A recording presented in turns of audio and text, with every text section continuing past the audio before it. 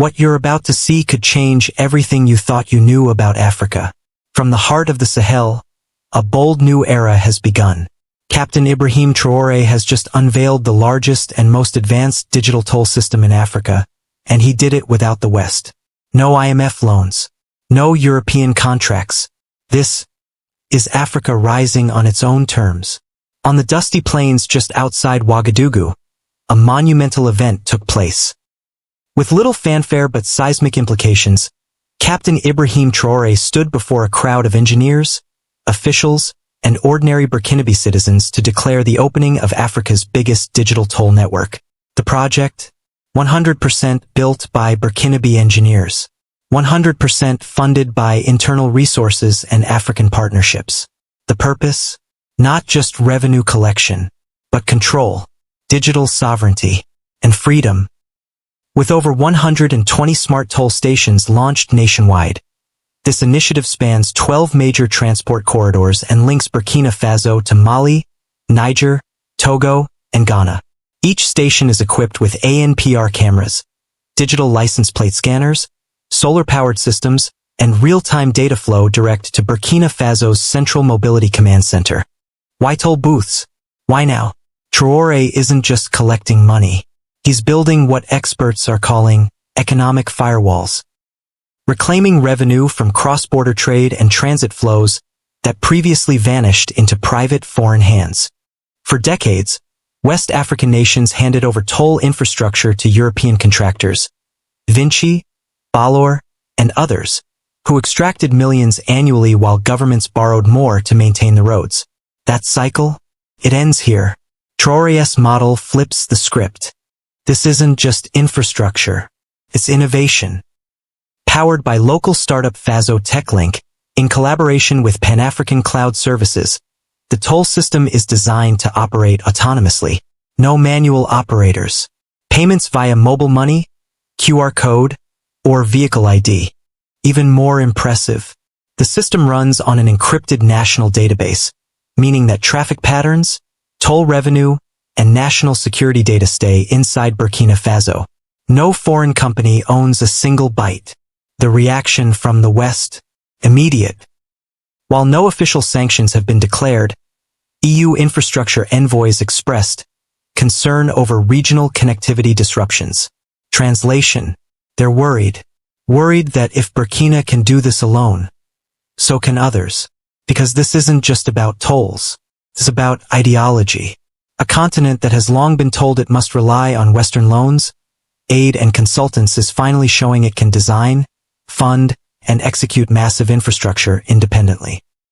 Across the continent, the praise has been thunderous. Ghanaian officials called it a model of West African resilience.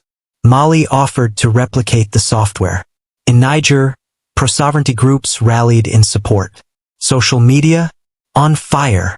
But more importantly, Burkinabe citizens themselves have spoken loudest. Farmers say roads are now safer. Taxi unions praise the transparency of fees. Youth tech groups celebrate the jobs created by the software rollouts. This single digital infrastructure project sends a shockwave across Africa. If Burkina Faso, a landlocked nation under constant threat, can build this, what's stopping Nigeria, Ghana, Uganda? What Traoré has proven is that sovereignty isn't just about politics. It's about pipelines, networks, fiber optics, tolls, the silent frameworks of power that decide who owns the future.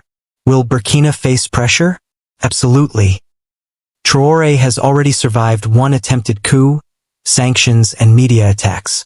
But each time he emerges stronger, because more Africans are watching, learning, building. The tolls are just the beginning. Plans are underway to launch a national e-passport system, a digital trade ledger with Mali and Niger, and a solar-powered surveillance network to protect key highways. From one toll booth to a continental shift. From digital fees to ideological freedom. What Traoré unveiled in Ouagadougou isn't just a network. It's a message to the world. Africa is done begging. It's building. Its own way. Its own terms. This is not the Africa of charity. This is the Africa of challenge, change, and control. The only question now is, will the rest of the continent rise with him? This is African Spotlight 24. Your voice, your Africa, unfiltered. Subscribe, share, and stay tuned. Welcome to African Spotlight 24, your premier source for news and current affairs from across the continent. We're glad you're here. If you're new to our channel, please subscribe, like, and turn on notification to stay up to date with the latest news and analysis. Your support helps us reach more people. Disclaimer: the content of this video is based on credible, publicly available information and is intended for educational, analytical, and informational purposes only. African Spotlight 24 does not promote hate, violence, misinformation, or political unrest. Our goal is to deliver thoughtful insights, highlight local voices, and encourage informed conversations throughout Africa. Let's face it, Africa's digital transformation is here and it's happening fast. But one country is taking things to the next level. And no, it's not Nigeria or Kenya or South Africa. This isn't just another infrastructure project. It's a bold statement, a middle finger to the West, and a full-on rejection of their outdated systems. And what's really mind-blowing is that they did it without Western help. No contracts, no strings attached. Traore's got even bigger plans for the digital toll network. It's not just about collecting money. It's about creating a platform that'll revolutionize how people travel and do business in Africa. The first phase of the digital toll network has been launched in Ouagadougou, the capital city, and it's been met with rave reviews. He wants to create a digital toll network that'll connect African countries, making it easier for people and businesses to travel across borders. It's a bold, ambitious plan, but it just might work. So, what does this all mean for Africa? We'll tell you. The new system will provide real-time information on traffic, road conditions, and more. Plus, it'll make it easier for businesses to transport goods and services across the country. And it's happening, whether the US and Europe like it or not. They've been scrambling to respond to Traore's latest move. With a new digital toll network connecting the continent and a growing movement towards self-sufficiency, Africa is poised to take its rightful place on the world stage. They knew this day was coming, but they didn't know it would come so soon. The US government has come out swinging, issuing a public statement that warns of the risks of doing business with Wagner. But it's empty threats, just like their threats against the Central African Republic. They won't intervene. They can't risk upsetting the balance of power in the region. They say it's too risky, too expensive, and just not realistic. But Traore's proven them wrong at every turn. But one thing is for sure, Ibrahim Traoré is a leader with a vision. And if anyone can pull this off, it's him. He took the same approach with his battle against the Wagner Group, positioning Burkina Faso as a Pan-African champion and rallying the whole continent behind him. Now he's doing the same with his digital toll network. They went all in with local expertise and know-how. And the result? A digital toll network that'll make the rest of Africa take notice. This time it's Burkina Faso under the leadership of the visionary Ibrahim Traoré. They're trying to woo Traoré with a carrot rather than the stick.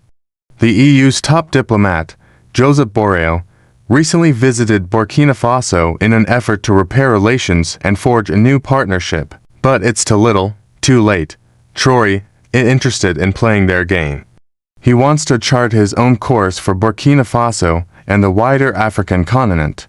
Ibrahim Traoré, the president of Burkina Faso, recently announced a major shakeup in the country's digital infrastructure. He is putting an end to the old analog toll systems and introducing a modern digital platform that lines make things way easier for drivers. Say goodbye to those pesky paper tickets and hello to electronic tolling.